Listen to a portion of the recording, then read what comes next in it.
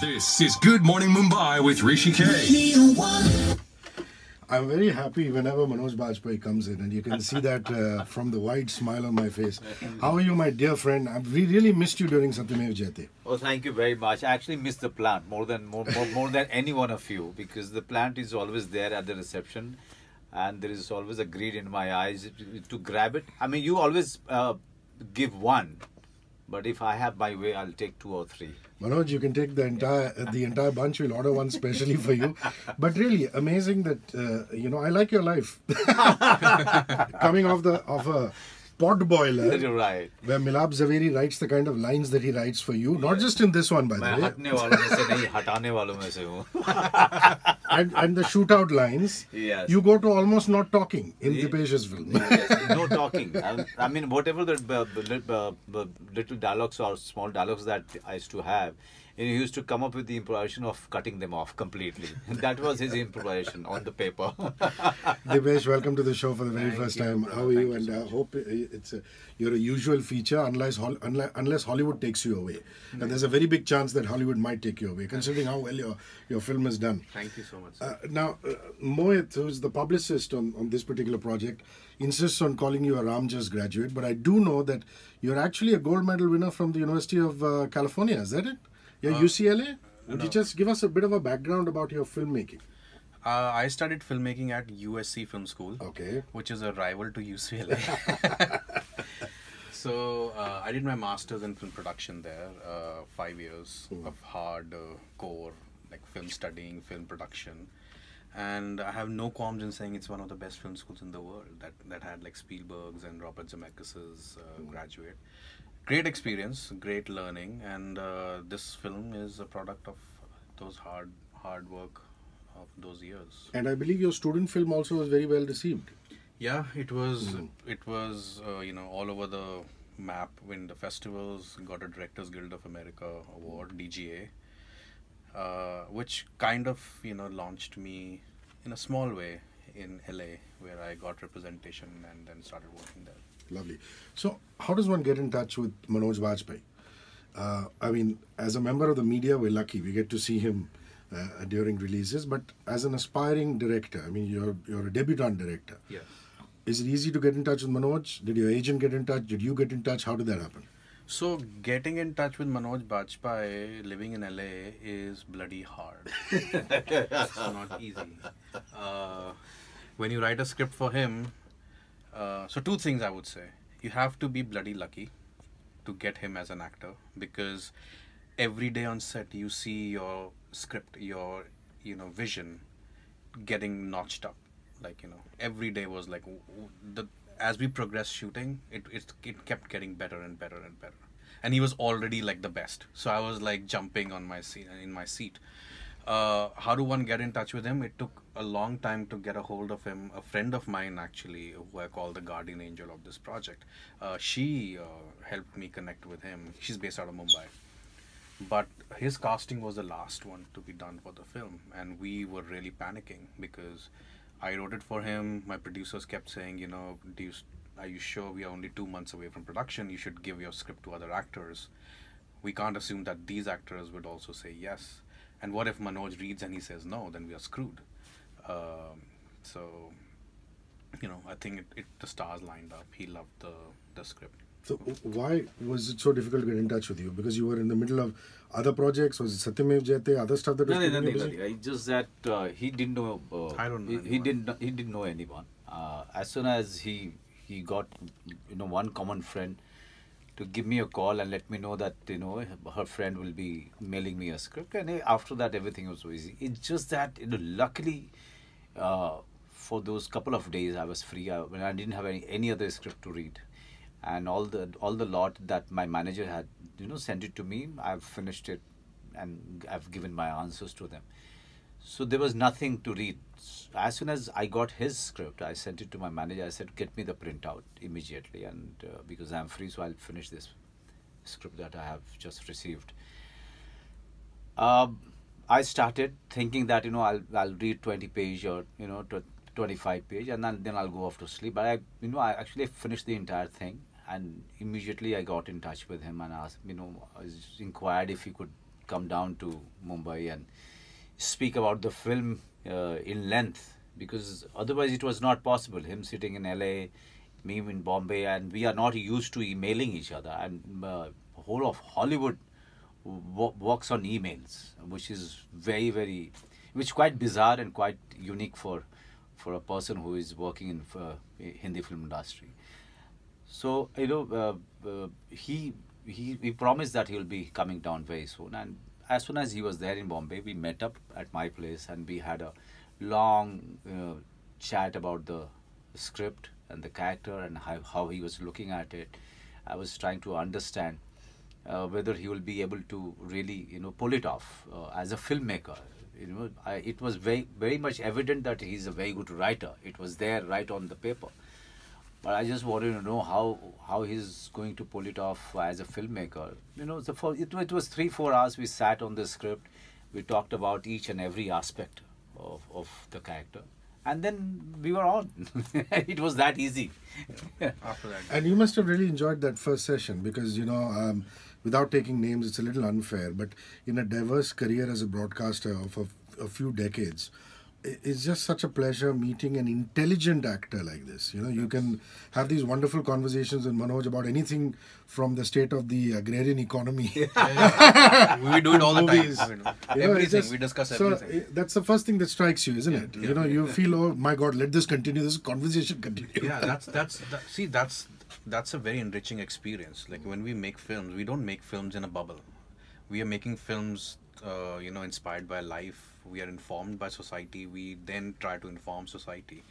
So when you have an intelligent actor who's well informed about everything, like economy, politics, so it's all the more easy to talk about the character, because characters are also fleshed out human beings, complex complex beings that we're trying to figure out. So somewhere talking about political ideology also helps. So yes, that first meeting, I was on whatever, I was jumping with joy inside, because here's this guy, and I was coming with, I must admit that I was coming with some prejudices about the industry here, that stars system, the tear tantrums, and also people don't read scripts. There's like a system of narration of story which I don't get. So I was a little scared whether he would have read it, the script properly. But when he started talking about this film and the character, I was blown away. He was talking about nuances of character and events in the script that he was reading my mind. He read the soul of the script on the first read or a second or third read, whatever. So for me, it was a great revelation to meet an actor who knows how to read a script, because it's a very different quality. This is one breed of directors who like conversations, like questions, like interaction. Again, without taking names, there is a director who told me once that an actor should be like a Fauji in the front line. He should not think too much. Right. We give them directions, just like a general says, Right. "Ke banduk uthao, goli maro." Yeah. So actors should not think too much. Right. And you must have met both of them. You must have met people like Dipesh who say, let's think about the script. And also directors who turn around and say, listen, don't think too much here. Just deliver the lines. Right. Do what you have to. See, Satya, I wouldn't say Milab Zaveri is that kind of a director. He's a young director who... No, not believes in- Milab. I'm just saying generally. No, in the sense, the only person that I worked with, which is very similar to the definition that you were giving it to me. But Milap is somebody who is a young generation, that lot believes in commercial cinema with no apology, and I have a whole lot of respect for them. I look for clarity. I know it takes my goat when people are confused. When people try to use the independent cinema as the ladder to reach the commercial cinema and commercial cinema actors, that takes my goat, because it's somewhere there is no clarity with the Dipesh kind of people, or Devashish Makhija, or say Anurag Kashyap. These are the people who love to sit with their actors, who love to understand them, who love to read them, who love to read their conflicts and their personal miseries. These are the directors who would like to involve you, indulge you in a very healthy conversation where they like to read the mind of the actors and also share their vision.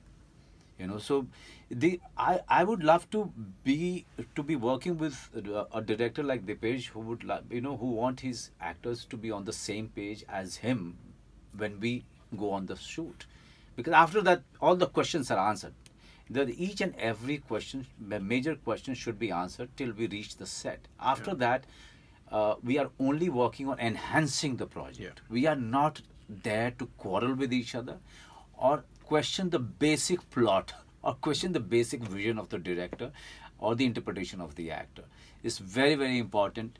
And this is the generation. This is the generation which is helping an actor who's come into this industry 24 years back and who is willing to evolve all the time. It is very important for me to work with these directors.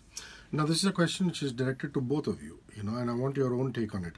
You made a beautiful film. The whole world is raving about it.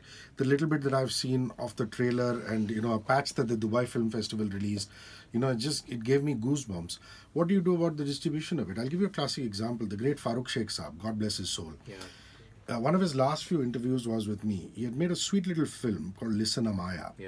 And that was releasing in the same week as a massive film called David, which Bijoy Nambiar had made. And Bijoy is also a friend. But that film was backed by a large studio. And Mr. Sheikh's film got a 9 a.m. showing or a 9:30 a.m. showing. And I remember him telling me very clearly, he said, Barkhurdar, अगर आप अंदर जाएं और फिर उसको reject करें उस film को, मुझे कोई आपत्ति नहीं है, मुझे कुछ प्रॉब्लम नहीं है, but people are not even being allowed that opportunity. Because the system is such that a big studio swarms all the screens. You're right. How are we tackling the distribution problem, Manoj, Dipesh? Dipesh is actually going through this exercise right now. So right now, so I have been into this industry and try to learn the tricks of the trade, try to understand the distribution, the exhibition system. But he's the new one, and I would like him to really tell you all the exercise and all the revolution that he's gone through and he's just had, and he's still going through it. Actually, he's apart from giving interviews, he's only sitting on deals and sitting on the number of shows so and the timing make of the the shows. film twice. Yeah, Once when you make it, once release it. No, I mean, this is the reality that the films don't get good shows. And as I say, that's a final battle for an independent filmmaker, to sit with the programmers. And for us, I would still like to say, if the distributors that we are working with, they are listening, that they have been really good up until now, the programming. So PVR is releasing the film. And I have been talking with PVR guys. They really are behind the film. We are sitting with their programmers. We are constantly updating them about the buzz that this film is having. So that's like my job. I mean, also I can't expect a programmer, because of so many films releasing, if I don't update him about, the film's buzz, the film reach and all that. So yes, if there's a big film coming in, they will definitely pull a lot of shows, and then the fight becomes even bigger. But from our end also, we are trying to update them and tell them, hey, we are not a small fry. Look at the kind of following we have, the kind of people that are watching our trailer and responding to it, the buzz it has on the social media. So, and if you look at it, we are doing everything that a big studio film does. Like, our social media presence is as high as any big film. We will be on TV now. We are doing radio and the promotions that everybody does. Then why do you call us small film? And yesterday only, when we were saying, if you call us parallel cinema, then make us run parallel to your big films. Don't first undermine us and then say you are parallel to us. No. So, I mean, this is the last fight, and we're going to fight. We are going to get good shows, and that's my confidence. And you've seen all of this. You've seen even Sham Babu's era, where people used to say art film, this, that. I mean, when you look at those films like Zubeda, in what way are they any less than any commercial film from a story, the filming point of view? But you're saying slowly the change will happen. People like yourself keep talking to the distributors, the exhibition It is people. very, very important that you don't stop. It's very, very important that the actors or who have little bit of known like me, or the technicians who established themselves, don't stop doing these films. If you stop doing these films, then you are letting the other kind of films to just spread over, rule over, and then then there's I don't think you are doing any justice to the audience. You are not giving them options to choose from. You are really not taking the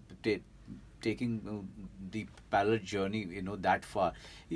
I remember it very clearly that once Mr. Nasuddin Shah, Mr. Om Puri, Mr. Shyam Benegal, Mr. Govind Nilani, all of these guys stopped being part of so-called art films or the parallel cinema, the 90s saw a huge surge of formula films, and slowly the audience started running away from the theater. If you remember that time, it was very difficult, and also simultaneously VHS started becoming the fashion for the audience to order and to watch whatever good that they could, whatever they could see at home, and that's all. They were not venturing out. They were not going to the We theater. were all members of libraries. That fellow used to come and deliver it.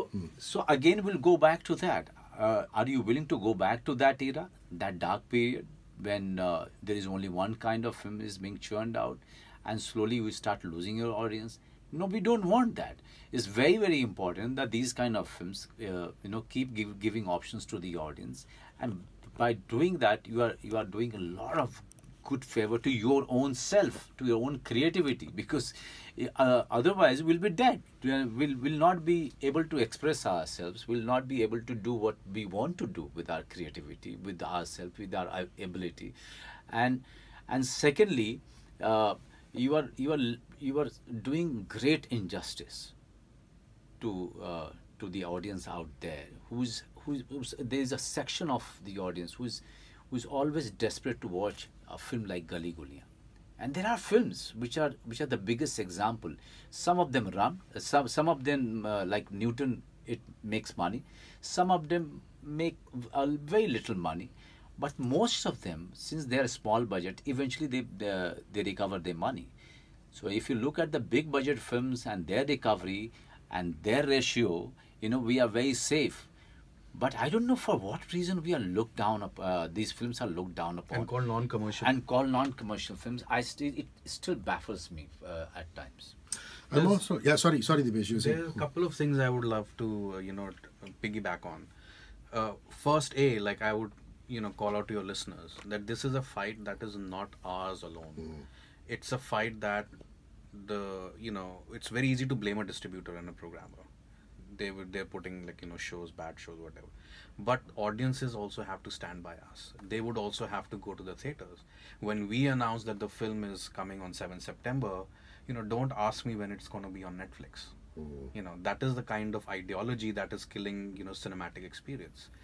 Like our film is a cinema experience, and I keep saying to these in my interviews that top of the line Hollywood technicians have worked on this film, and some films, when he talks about the dark ages of 80s and 90s, those films worked on VHS because they were not cinematic films. You could watch it in a TV, or you could watch in a theater. The experience would not have been different. But for films that are designed particularly for cinema, you should go and watch for that experience of it. When Nolan says, go watch my Dunkirk in theater because you will be immersed in a war zone, he means it because he has created that experience through sound.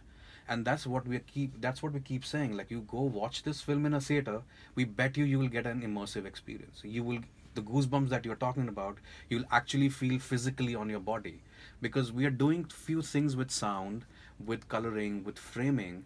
These are technical things that we don't want to give an essay on how we achieved it, but these are things that make this film different from just watching a story unfold on a small iPad screen. I'm also very keen to know what kind of Delhi 6 we are going to see. Because there is one Delhi chair that the DU boys, we used to, go there and go to Kareem's, or go to Parathe Wali Gali, eat, come back. Then there is the Delhi 6 that cinema has eulogized, like Mera made Delhi 6, in which, the ladies used to get together on the chat and sing, and they were beautiful. Kite flying. Kite flying and things like that. And of course, more recently, I think Rajat Kapoor made Aankhon Dekhi. Aankhon Dekhi or Yeah. Saatu Chakke for Yeah. But none of them really talk about, the residents and what they go through in the night or, at peculiar times of the day. So, from the little bit that I've seen, I haven't seen the film, it looks as though you've explored that. Have you lived in Delhi 6? My Nana Nani lived in Old Delhi, and as kids we used to spend quite a lot of time. Summer vacations were there. So yes, I mean, this is my observation of Old Delhi. Like I didn't go to the roofs and saw kite flying every time except for 15th August. But I did experience getting lost in those alleys. I did experience this haunting. These alleys becoming almost like the whole space becoming almost like a ghost city when all the crowd cleared up after 6 p.m. or 7 p.m. when everybody went to their houses.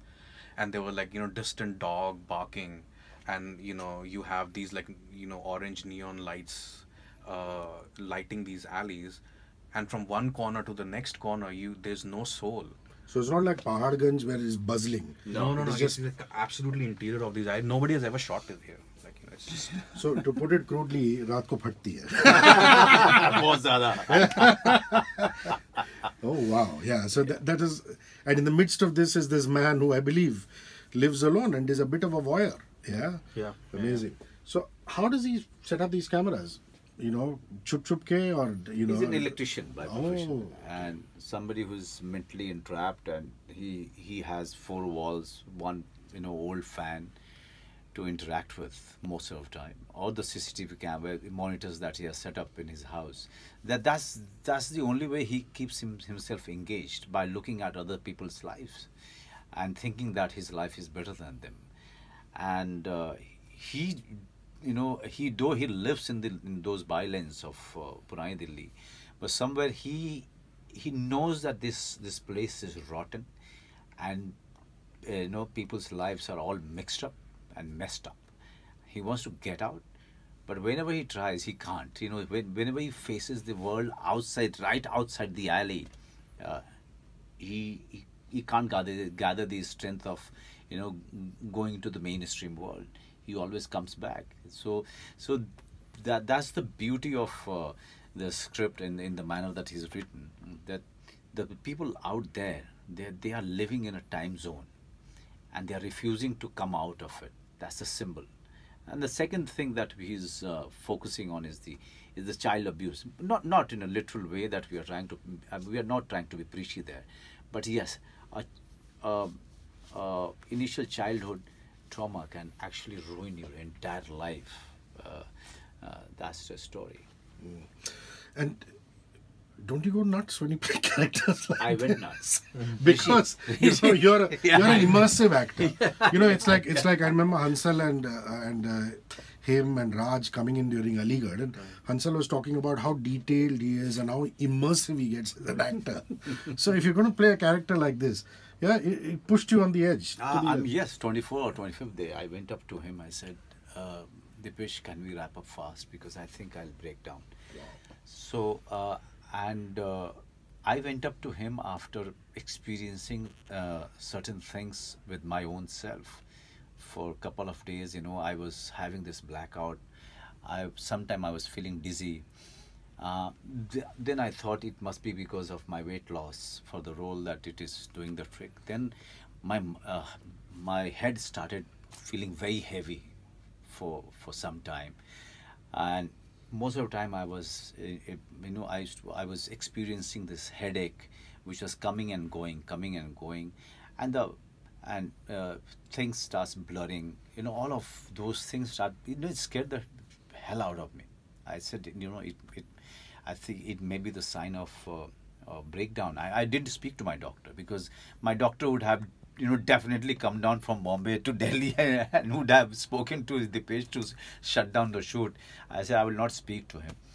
But I went up to him. I gathered all the strength. I knew that it's an independent film. He can't afford to stall the shoot. So with all the strength that I gathered, I just blabbered. I said, Dipesh, let's wrap up soon, man. I think I'm going to break down. And the first thing he said, इनको cold drink पिलाओ पहले cold drink पिलाओ. I thought you would have said massage dilao साहब को or something like that. I was so panicked. I was like कि यार एक film के लिए इतने बड़े एक्टर का sacrifice कर दिया, पूरा नेशन मुझे माफ नहीं करेगा. So yeah, it was.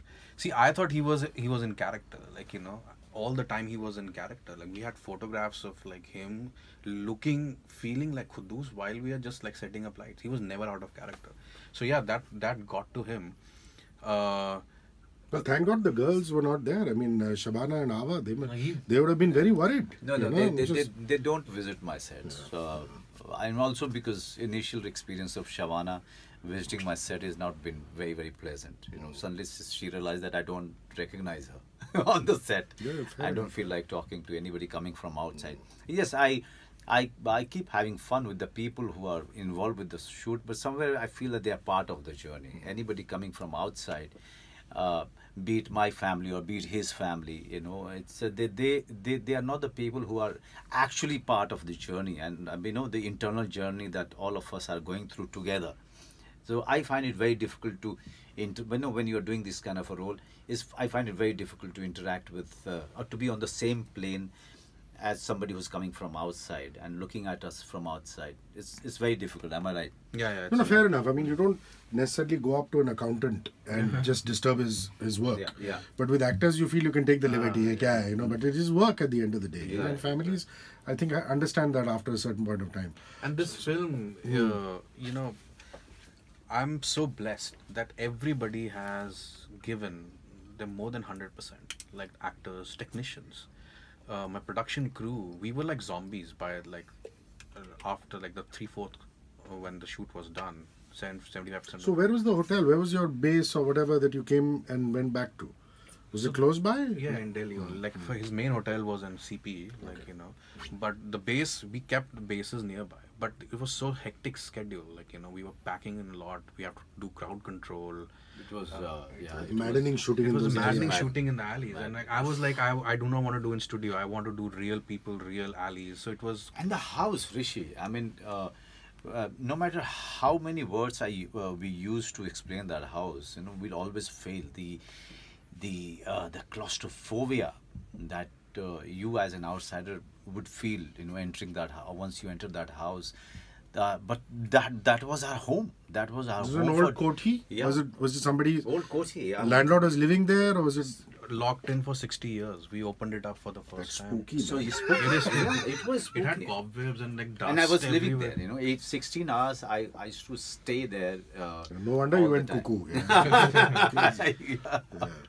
Like a DOP, Yeah. the cinematographer, like on top of that, I said, no, I want this whole film handheld. So the poor guy like comes from New York and he's holding a 20 kgs camera in All the heat time. all the time. He would never let it go. And he was on no sugar diet. No sugar diet. Like he was just like, then we go into post-production, you know, my sound guys, you know, we mix this film for 12 hours and I wrap the day, but they stay back and then they fine tweak it, like, you know, and these are top of the guys in like Hollywood, you know, the guy who mixed for Fincher, House of Cards, was mixing our film and he was My like... favorite show, man. Yeah. So he was mixing the show, he was mixing our film, and he would not go back because he was like, Dipesh, it's your film, I know you would only want 105% out of us. So even though I wrapped after 12 hours, these guys kept going for 18 hours, 19 hours. It has been. See, it's a difficult. It's a film. passion. It's a difficult film. You can't make this film. You know, if everybody is not giving their 200%. Yeah.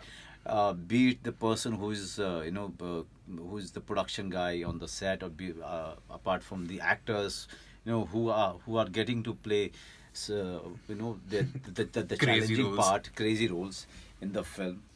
But you know, I was reading the tweet of Chris Witt, who was the editor of our film, and he says that this is the best film in his 20 years. Yeah, I of follow his you on career. Twitter. You Yeah. retweeted that. Yeah. Yeah. So you know, it's also because, you know, not only it demanded a lot of work from us, internal, you know, work from us, but also demanded lots of work from our editor, because it's like writing a new script, you know, writing a new way of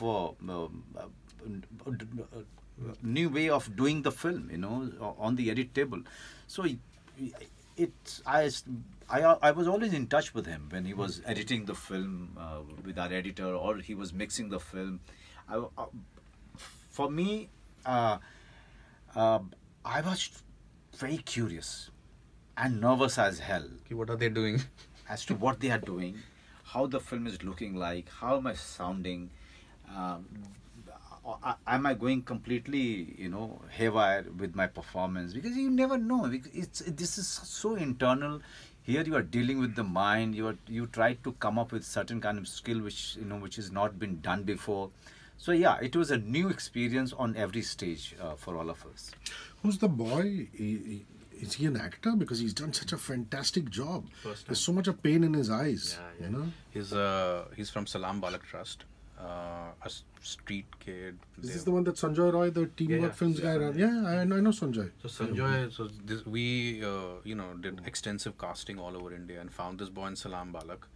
And my surrealistic experience, the first time I talked to the boy, he starts unfolding his life in front of me, and he has gone through child abuse. Oh my God.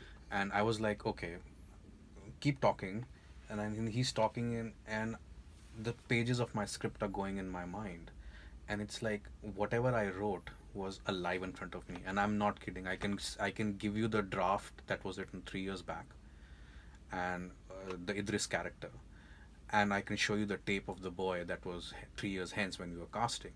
It felt that this boy just came out of my script into real life and was announcing that I'm your Idris, So it was like my casting crew was crying when they were.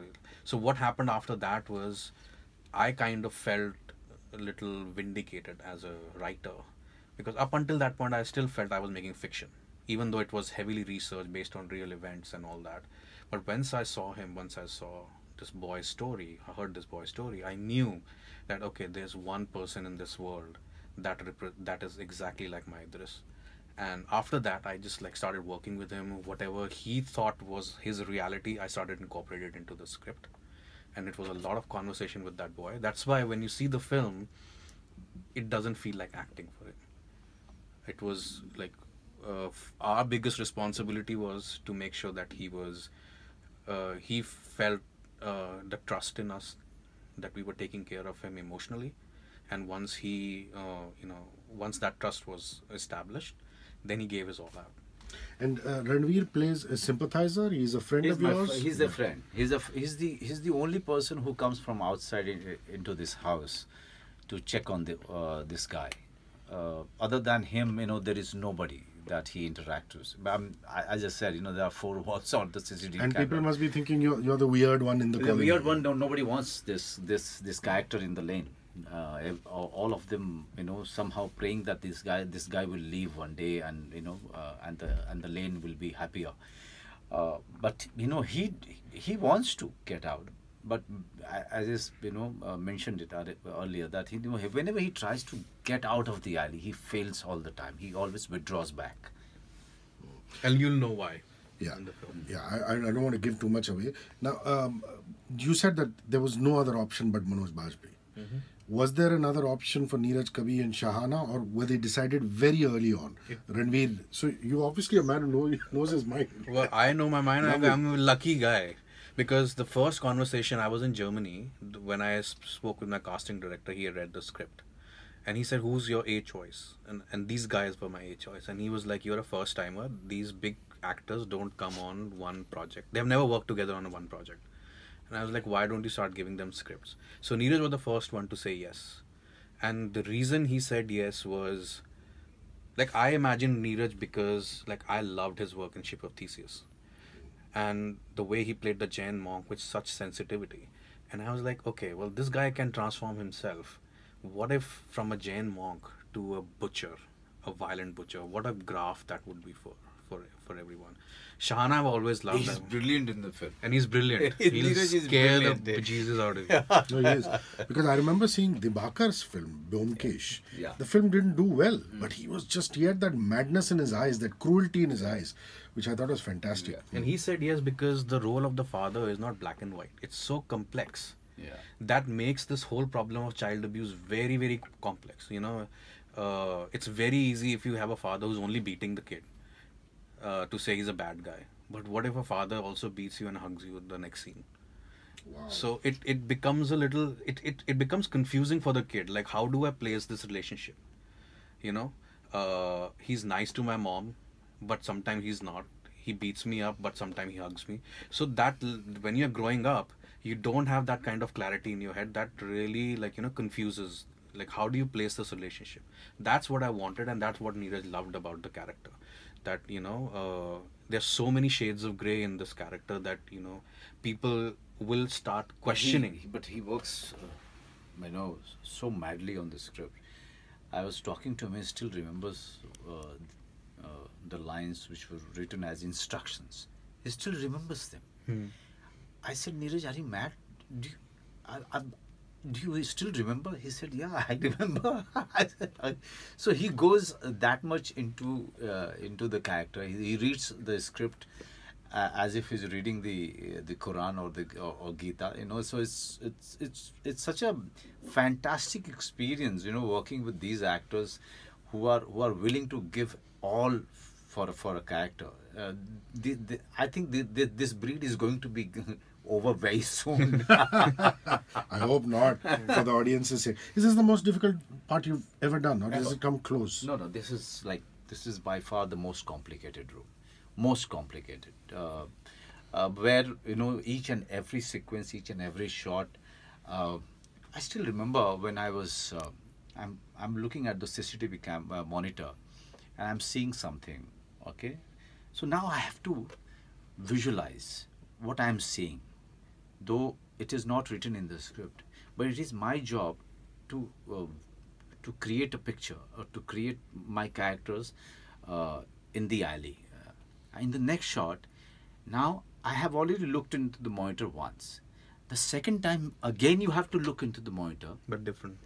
but in a different way, and think of something else, and create some other characters, create some other event that is taking place in the alley. So this was from the first scene till the last sequence. This is the this was the job of the of an actor, to create thoughts, to create visuals, to create imagery in his mind all the time, and sometimes let those thoughts clash with each other. When the thoughts are clashing, how will your eyeballs will move? What are you trying to project through those movements? And if those eyeballs are not moving, and if a face is still, what are you trying to project even then? So, you know, working on it all the time, it tests your skill, it tests your experience, it tests your craft. No matter how much literate you are in your craft, how much experienced you are in this industry, and for how many years you've done theater, everything was falling short. And sometimes I had to, you know, improvise, you know, new method, new things to do the next scene. It was difficult, you know. Yeah, there is it's a pathetic side, actually, if you look at it. Manoj is, you know, just completely with his shoulders drooping, walking down that alley and then looking up at the child, you know, and trying to have a conversation with him. It's, you know, very ragged and completely wasted, and must have taken a lot out of you, I can imagine. Let's talk about the fun stuff. Reactions, my God. So here you're going to Busan in Korea. People are loving it. You won Best Actor in Melbourne. And New York. So how have reactions been? Have you managed to go to all the festivals, or maybe only one or two? No, few of them. Mostly. Definitely. So please tell me about reactions. You know, this stuff that people have you know, stood up, applauded, told you after, before. Yeah, it was. I mean, it's a like, you know, very happily surprised that all over the world the reaction has been very, very, like, you know, accepting and loving of the And film. Similar. You know, that's amazing. They're crying on the same scenes.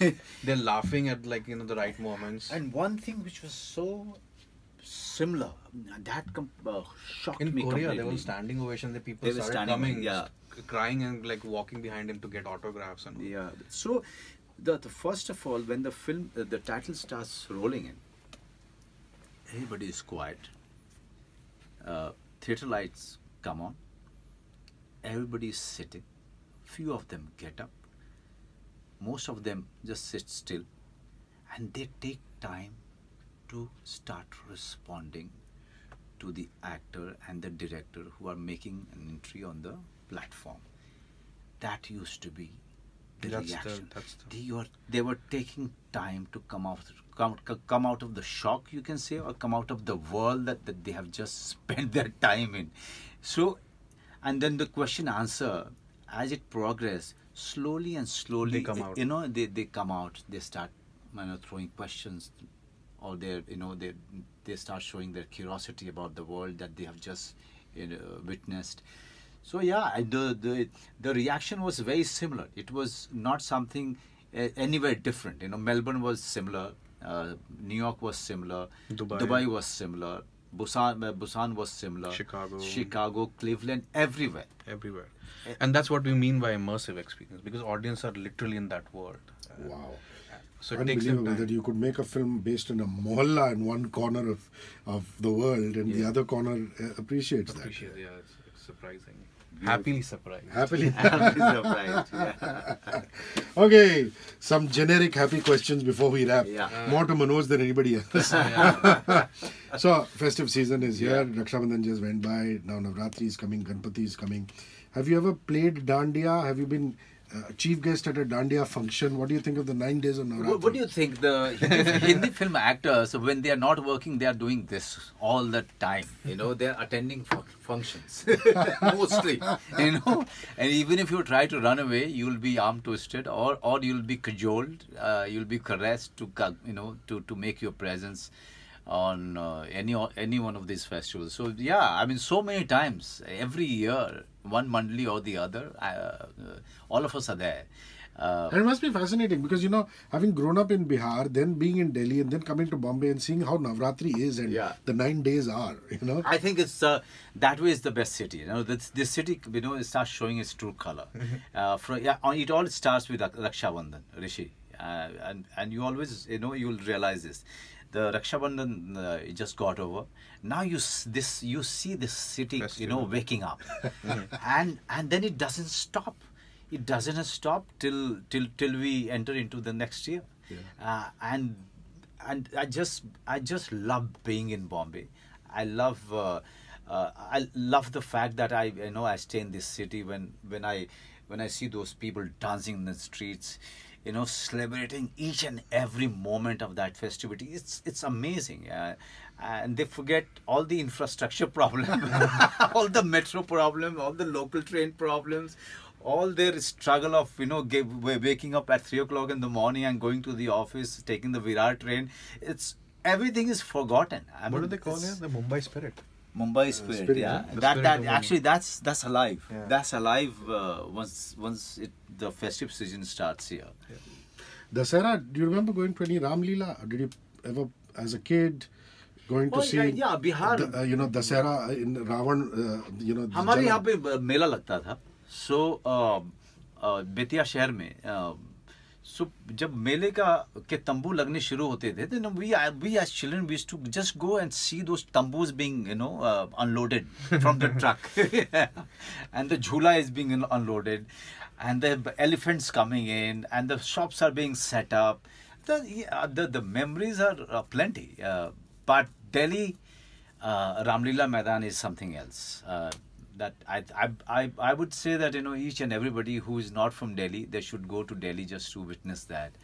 What atmosphere! I have a question. Yeah. Have you ever played Ramlila? Have you ever acted in a Ramlila? Surprisingly not. What character would you have played? Ramji. So he plays dark character in fiction films. He wants to play the good Ramji in Ramlila. Wow. That's lovely. And how Diwali is now in the Bajpayee household? Are there, you'd light diyas to play some cards or food? Oh, yes. There are two festivals which we celebrate with all excitement. One is Eid, and the other one is Diwali. Eid is gone. Diwali, we always have Havan at our place, and we light up all, more than 60-70 diyas in our house. And me, my daughter, my family, my staff, everybody participates in puja. Everybody. It's essential. that, you know, from morning we are preparing for the puja. In the evening, each and every staff sits for the puja, and we do all our prayers, do the havan, and after that distribute mithai to all the building watchmen, and everybody knows what is going to come down, you know, from the Bajpayee house. So yeah, it's lovely. It's an amazing, and few of the friends, if they are free, for few Diwalis, Nawaz used to be quite a regular guest. Ravi Kishan. Never a dull moment with him. Never a dull moment with him. So whoever is free that night, you know, they always visit and spend some time with us. This is more for the Radio 1 Calcutta listeners. Yeah. Durga Puja, any memories of, you know, have you been in Calcutta during Durga Puja, or, you know, in Bihar or in Delhi or Bombay? They celebrate? Kolkata? No, never. I have never been to Kolkata in that Vijayadashmi period. But Bihar, again, the Mela. You know, Mela used to be the best part of the Shahra. You know, for 10 days you are not having non-vegetarian, and suddenly on Dashmi, you know, you are the non-veg is being cooked, and you are being taken. हम लोग tyre गाड़ी में जाते थे, बैलगाड़ी में. You know, that's my memory. That, you know, the बैलगाड़ी used to be prepared, and they used to put a tent for the ladies to sit inside, and all the children were sitting inside, going to the bazaar for to see Mela, and doing all the shopping. Kya mast life, you know, so it's, yeah. Boring life. So yeah, so I've seen all kind of Vijayadashmi festival. What is it that you most look forward to buying during festivals? Do you buy a new joda kapda for everybody in the family, or is it just mithai? Well, you know, nowadays all of these malls have taken away the excitement of buying clothes, because I mean, throughout the year you are buying clothes. You know, okay, H&M has a great lot come in, so you know the family is already there. You know, buying the winter lot or the summer lot, you know, at H&M or Zara, whatever brand that they prefer. Or if you are traveling abroad, you know, they have so much of clothes anyway, you know, to choose from. So I would say that the childhood memories are fantastic when, you know, during Diwali or during Eid or during the Shahra, you know, the father is actually trying very hard to get new clothes for everybody. So those are the memories that one cherish and will always cherish. You remember the first house you bought, and what is the defining memory of that house? Okay, the one I live in, actually. Defining memory that it has given me high BP. Because of EMIs. I spoke to my father when I was going through this hell of paying off the money to the builder. Though the builder, this friend of mine, Vicky Oberoi, he's been very, very nice in giving me some time for me to, you know, pay back all the money which was due. But still, you know, it was quite a lot. So I spoke to my father. I said, you know, I'm going through hell in paying off my debt, paying off all the amount. He said कि हर आदमी अपना घर अपनी औकात से बड़ा ही लेता है. Nice, yeah. और हर आदमी को तकलीफ ही होती है अपने घर का पैसा चुकाने में. तो बेटा तुम चिंता मत करो, चुक जाएगा. What a wise man, what a wise man. The most amazing moment of your marriage would be? What is the most amazing moment? Amazing moment? Oh, there are too many actually. But you know, the first time when I met Shabana, I think that I can't forget. Because I met her on the set of Kareeb when she was shooting for the film. But you know, I looked at her as an actor who is making an entry into this world. But when I met her in the party of Hansal Mehta, something told me that I'm going to get married to this girl. I don't know. God, you know, something happened inside. Was there a Ghanti moment? Ghanti moment, yeah. That was the Ghanti moment. Yeah, that was the Ghanti moment. And when you speak to Shabana, and she will tell you the same thing, that when she met me, she thought that, you know, this is the guy. Wow. So, you know, it was a Ghanti moment for both of us. Beautiful. Dipesh, I thank you for rolling by. I wish you all the best. Thank you, brother. And I can't wait to see your film in the theatres. Thank you so much. Manoj, thank you for your patience. Thank you. I love you, brother. Love you, man.